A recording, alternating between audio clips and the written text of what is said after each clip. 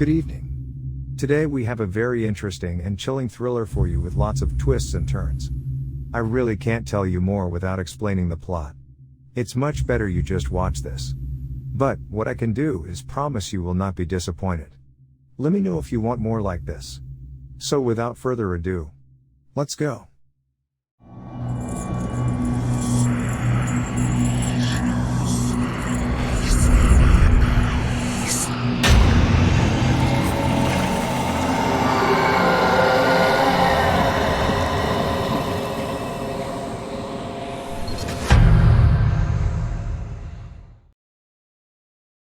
I had woken up after a very long time.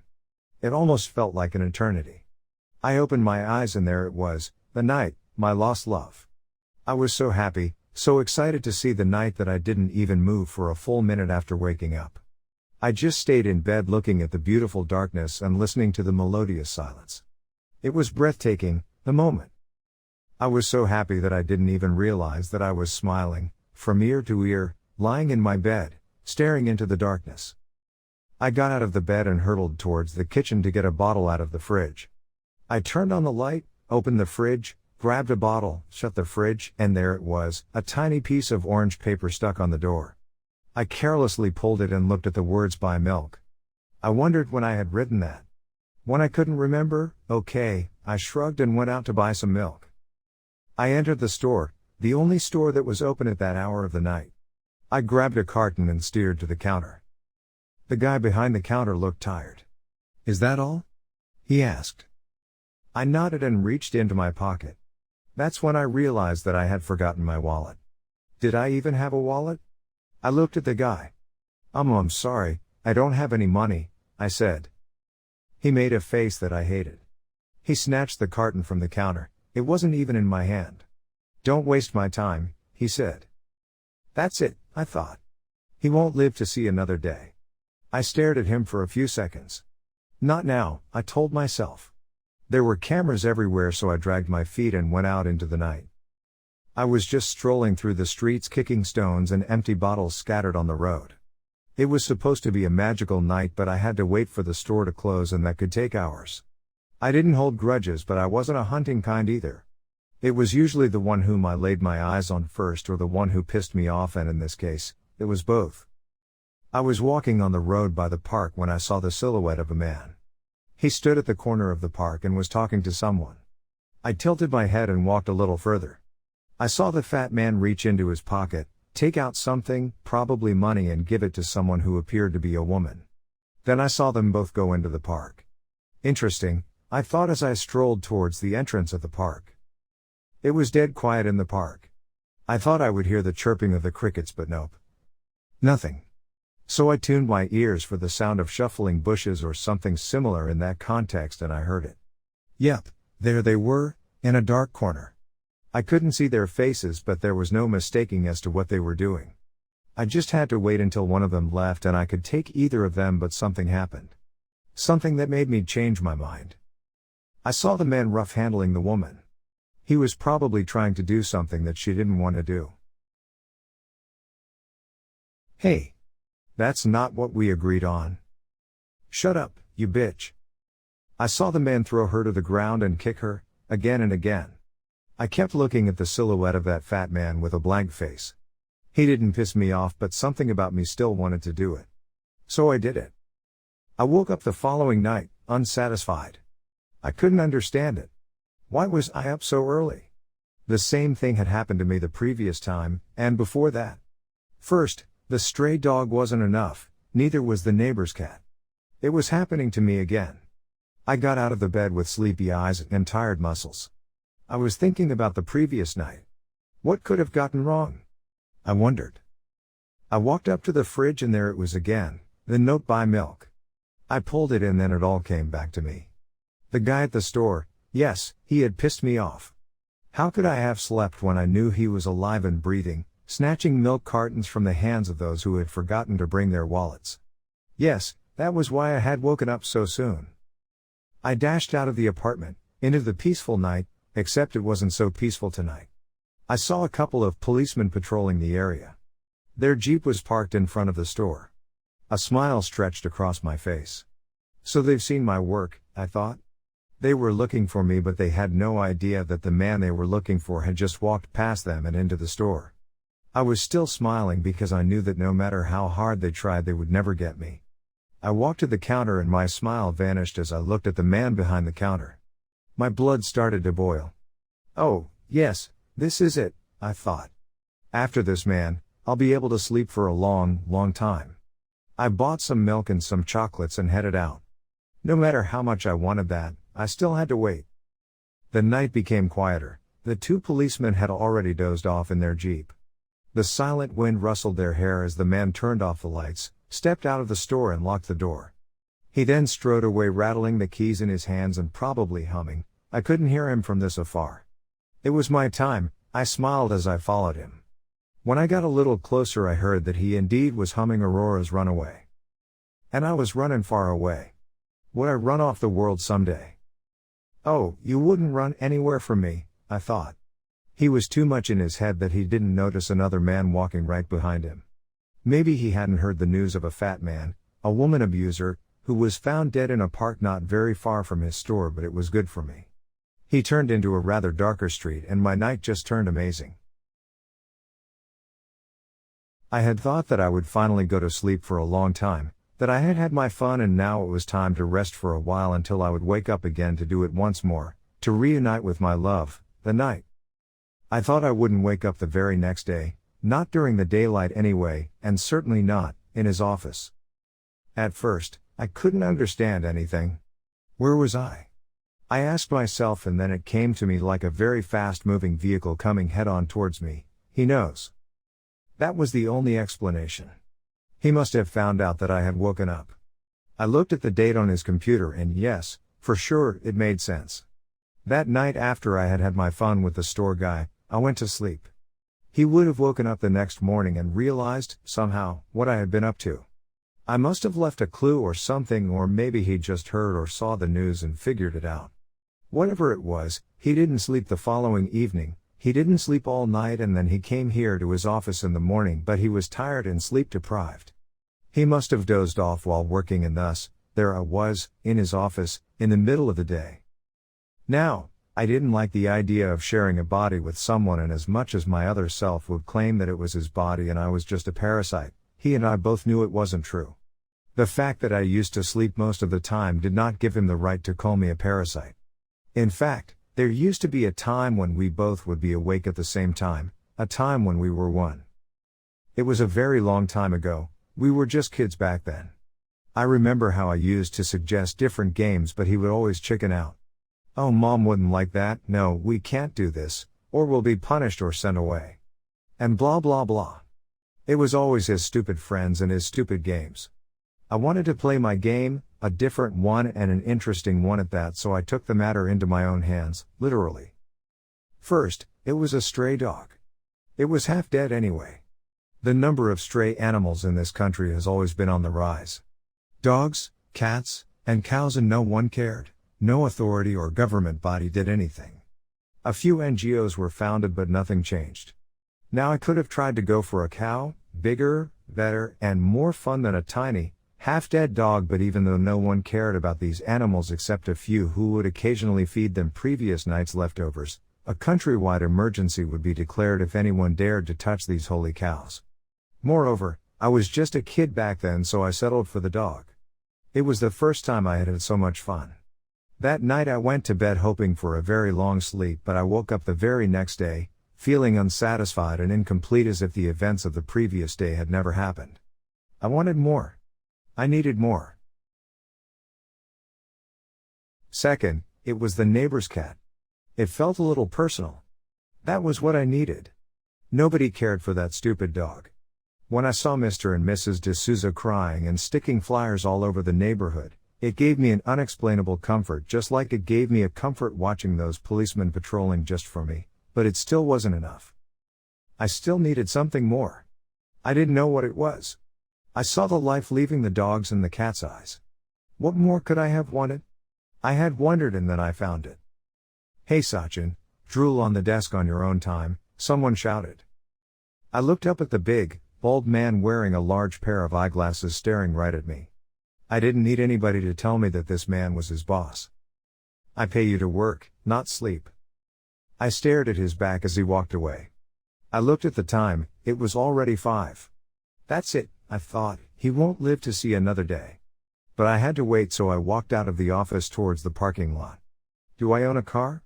I asked myself as I checked my pockets for keys. I did find something, but it wasn't the keys, it was a letter. I pulled it out and looked at the words scribbled on one of the folded sides, in the same handwriting that the words "buy milk" had written on the note that I had found on the fridge. The letter said, "To you." So it was for me. From him. I was standing there in the parking lot holding the letter like an idiot. I looked for the keys, found them in my car, his car, whatever, jumped into the driver's seat and started to read the letter. I know that you have woken up. I don't know for how long you have been active, but I know that you killed that man in the park and the one in the alley. I should have realized it when I looked for some milk in the fridge and found none. It felt as if I was having déjà vu because I distinctly remembered putting a note on the fridge. It had happened the previous day, but I ignored it. I shouldn't have. Now I know that we don't get along and I've never written to you before, but this time I had to. It's important. When I saw the news about the man in the park, it didn't bother me at all, but the next day I saw the news about the guy who worked at the store, and I found milk in the fridge, even though I hadn't bought any. I figured it out. It had to be you. You are awake and you are killing just like the last time and the time before that, and you won't go to sleep until you hurt someone really close to me. It's always been like that. My roommate in college, and before that, my brother. And then it all came back to me.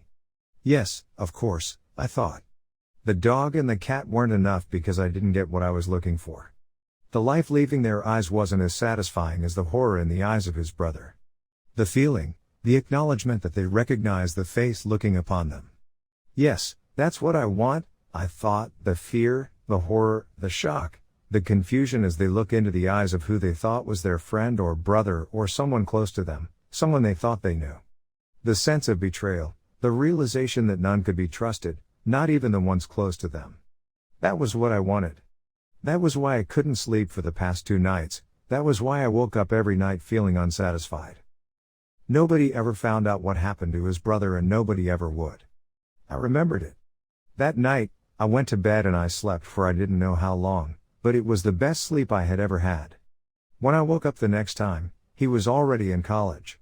I remembered how I wandered the lonely streets for many nights looking for playmates. It was a drunk man the first night.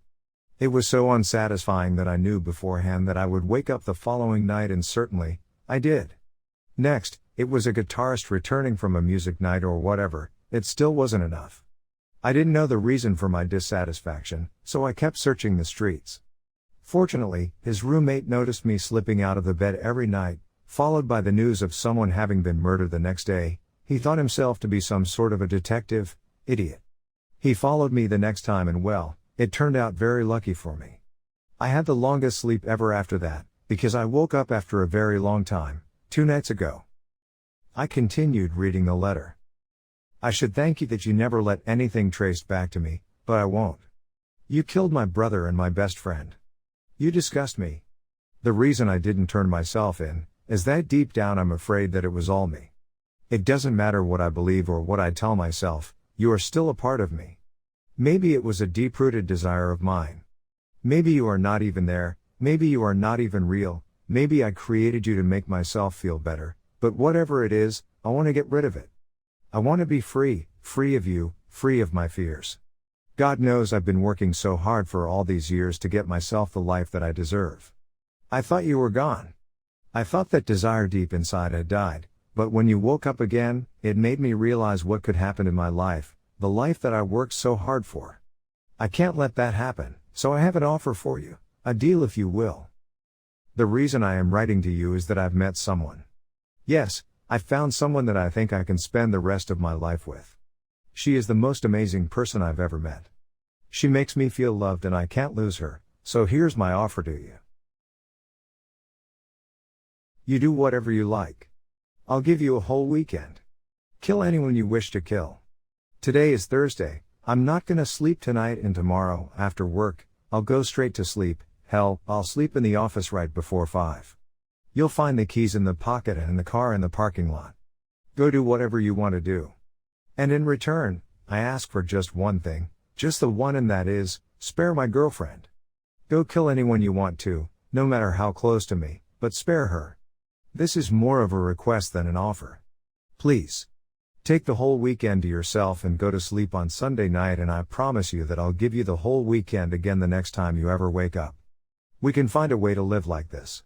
We can have an arrangement. We can do this. I hope you'll understand. Your other self. I kept staring at the words. I had finished the letter, but I was fixated on one thing: maybe you are not even real. He thought I wasn't real. How dare he? I felt a rage inside me. It wasn't enough that he shared my body, but he claimed it to be his, and now he rendered me just a ghost, a mere creation of himself. He thought that he had created me, that I was nothing but his deepest, darkest desire, that I was not even real. Oh, I'll show him how real I am, I decided, and then I fired up the engine and drove off. I had something on my mind. I pulled in the driveway, killed the engine, and looked at the suburban house in front of me. The address wasn't too difficult to find. My clumsy other self had saved it in his contacts along with her number and her birthday. I was so furious that I couldn't convince myself to at least wait for the night, my love. I had to do it, and I had to do it right then. I got out of the car, walked up to the front door, pressed the doorbell and waited. How would I do it? I began to plan: knife? Hammer? Or good old, bare hands? But let's take a look at our playmate first and then decide, I told myself. I stood prepared as I heard the footsteps. The door opened, our eyes met, and suddenly, something happened to me. Something that had never happened to me before. She, on the other hand, was surprised to see me. Her voice sounded like the crackling of marbles in a glass when she asked, Hey, what are you doing here? I thought you were going on a business trip. She didn't wait for my answer though. Maybe it was a rhetorical question. She leaned in and hugged me. When she let go of me and stared at my blank face, she went, Okay, who the hell are you? My heart dropped a beat. Did she know I wasn't her boyfriend? How could she? I couldn't risk it. I had to do something. So bare hands it is, I decided, and moved a step ahead when. And what have you done with Sachin? Wow, what a nice surprise. So you lied about the whole business trip, huh? And I didn't know that you had it in you. Come on in, I'll put on some tea. Okay, it is safe, I told myself, don't panic. I stepped in and my olfactory sensors were attacked with a flowery scent. She motioned me to sit on the table, so I did and waited as she went into the kitchen. I looked around and imagined what those walls would look like, painted red in her blood. Yes, I smiled, he would walk through that door and see, that wall there, red, maybe with something scribbled on it, something like, Am I real enough now? When you said I wouldn't see you for the weekend, I got depressed, to be honest, she said, as she walked back in with a tray. She poured me some tea, added sugar, milk, and started stirring. I looked at her small, pretty face, her petite form, and pictured her lying motionless, probably with her eyes open. That would send a real message to him. But as I was looking at her, a passive slow wind came into the room, blew her hair, and I smelled that flowery scent once again. It was coming from her. I kept staring at her, as she jerked her head and tucked a lock of hair behind her ear, and the picture in my mind changed. Now the picture in my mind still had her, but in a completely different scenario. Why am I picturing this? I wondered as I tried to focus on literally anything else than what her warm, naked body would feel like against mine. She handed me the tea. I took a sip and closed my eyes. The warmth, the scent, and the sound of her breathing were captivating. Now the picture became even more clearer. I jerked my head and opened my eyes.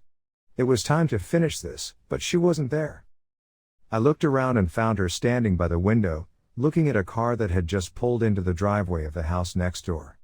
Perfect, I thought, she has her back towards me, it would be easier.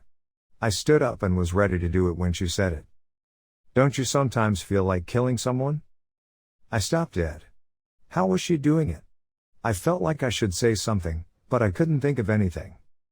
I'm sorry, it's just my neighbor that I told you about. Okay, she isn't talking about me, I thought, good. And I felt calm, but I found that the flowery scent was going fainter with every breath. I needed more of it, so I unknowingly walked towards her and my nostrils refilled with the heavenly fragrance. "What happened?" I asked. "Remember I told you about my porch that I had just fixed? It was him who smashed his car into it, and there he is again. He comes home drunk every other night whenever his wife goes out of town for work, and the thing is that he always turns his car too early and smashes into my porch. It's the third time this month." She was looking out the window, and I was looking at her. The picture reappeared in my mind. What was happening to me? And that's not all. He throws his empty bottles into my backyard so that his wife can't see them in the trash, and I don't know why he randomly starts to play with his lights. I had to focus. I jerked my head again and looked out the window. His living room light was flickering. It seemed as if he couldn't decide if he wanted his light on or off. I was just about to begin picturing her again, but my eyes laid upon the house across the street. Its light was flickering too. I smiled. "He's having an affair with the lady across the street," I said, smiling. She turned and laughed. The entire living room filled with the sound of 1,000 string instruments. "What? Where did that come from?" she asked. "He's not randomly flickering his light, it's Morse code." I couldn't see all of it, but the lady across the street just said yes. She laughed again. "An encrypted booty call? How do they even know Morse code? How do you know Morse code?" I simply just smiled and walked back to finish my tea. She kept smiling too. Later that evening at the dinner table, we both ate silently and I tried to picture my blood painting once again, but found it difficult. I didn't know why a different picture kept peeking into my imagination.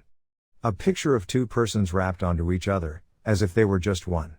I couldn't shake it out of my mind, and as if it wasn't enough. "Are you picturing it too?" I looked at her with guilt all over my face, but this time I didn't panic. I had a fork in my hand. I could end it any time I wanted, but for some reason, I didn't. "What do you mean?" I asked. "Are you picturing them too?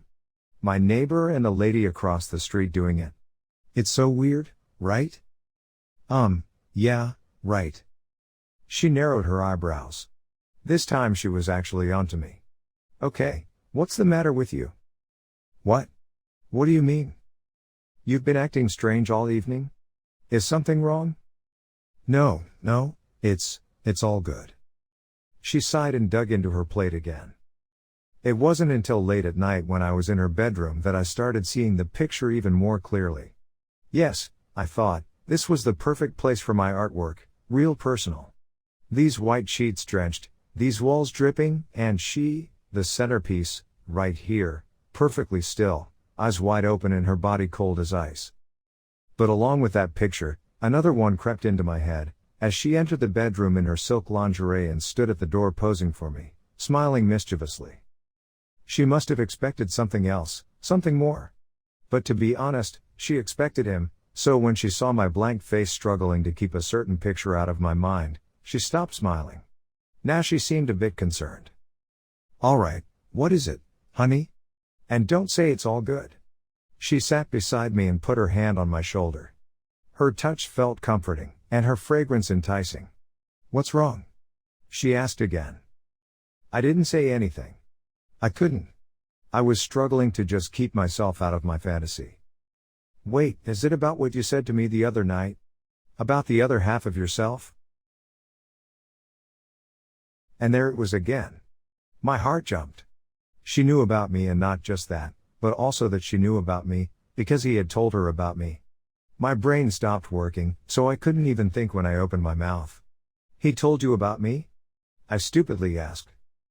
"He? Oh, I get it," she said, winking. "Okay, I'll play along if that's what you want. Yes, he told me about you, so relax." "What did he say?"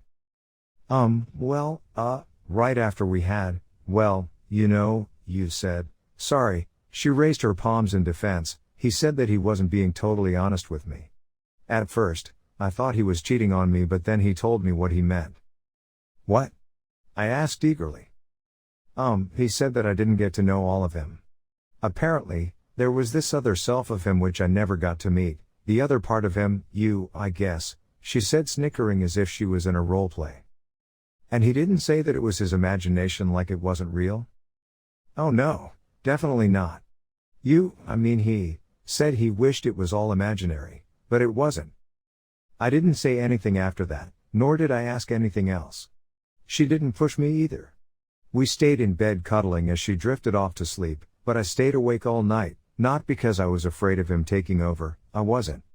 I stayed awake because I was thinking about what he had said to her. He mentioned me to another person. I thought that he was terrified of me, that he wanted to bury me down, that he was disgusted by me, but none of that was true. Most of all, he considered me a part of him, the other half of him to be precise. He didn't think that I was imaginary, but then why had he written all those things in the letter? Why indeed? The next morning was just the usual Saturday morning. I took her to the window to show her the neighbor sneaking out of the house across the street. She started jumping on her feet, clapping her hands. I thought of a thing that would add to her joyful morning. "Let me get the newspaper," I said as I dashed towards the porch. He saw me as I picked up the newspaper. He tried not to look guilty, but what good could that have done to him? "Good morning, neighbor," I said, smiling ear to ear at him. "Could I talk to you for a minute?" "What?" he said, rather grumpily. "Could you please not smash your car into my girlfriend's porch?" The word girlfriend sent shivers down my spine. "And it would also help if you don't throw empty bottles in her backyard." His expressions were evidence that he didn't care at all. Maybe my skinny body wasn't as intimidating. Only if he knew me. He started walking away. "Excuse me, neighbor, I'm serious." I didn't know why I was still smiling, maybe because I knew it was going to end in my favor. "Don't do it again, or else." He stopped and turned. "Or what?" "Or, I would have to talk to your wife and the nice lady across the street." I smiled even wider when I saw his face fall. I don't know what you are talking about." I knew it was done. I just had to land the finisher. I stopped smiling and said, "Throw another bottle in my girlfriend's backyard and you'll know what I'm talking about." And then I just walked away. I knew he was looking at my back, grinding his teeth, and that made me feel awesome. The first thing I heard as I stepped back in was, "I can't believe you did that." She jumped on me, hugging me. That was really, she couldn't finish. Her voice sounded like she was tearing up. She let go of me and I saw the two small puddles of tears, glimmering in the morning light. "I love you, I love all of you." We spent the whole day together. I fixed her porch all by myself, then we cleared her backyard, and she showed me the little patch of garden where she grew the flowers that she used to make homemade perfume.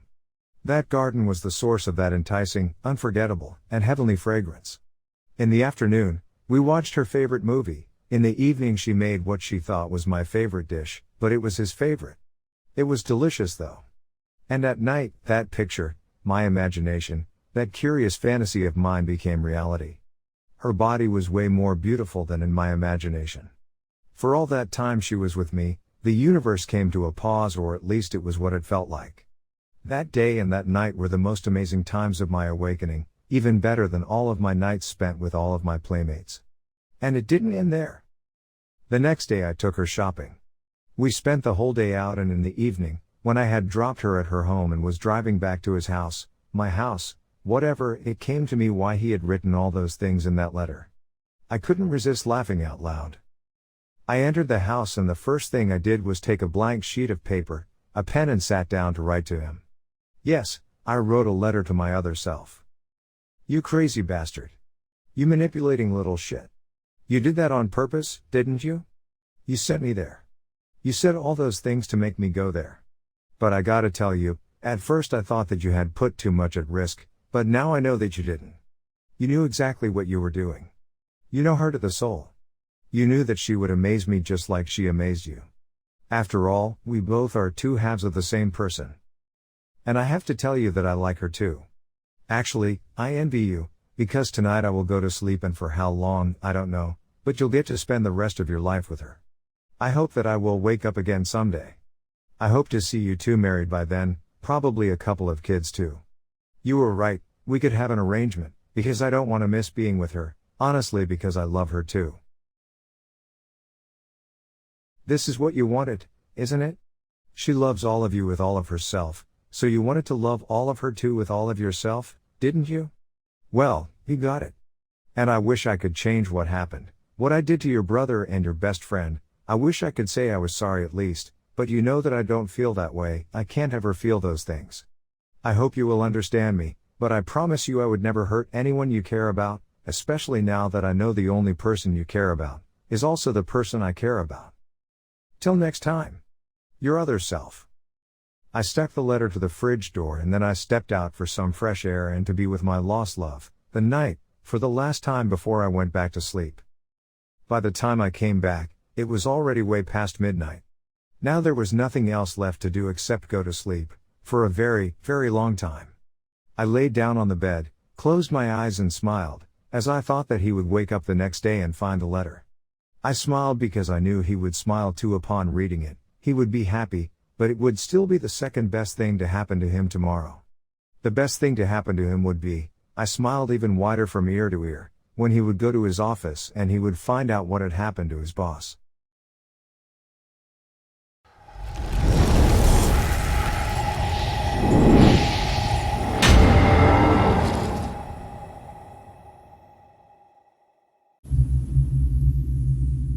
Thanks for listening.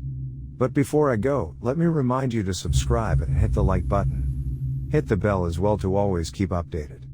And if you really want to support our channel, make a comment. Nothing will help more. Even a friendly hi will do wonders. That being said, until next time, good night.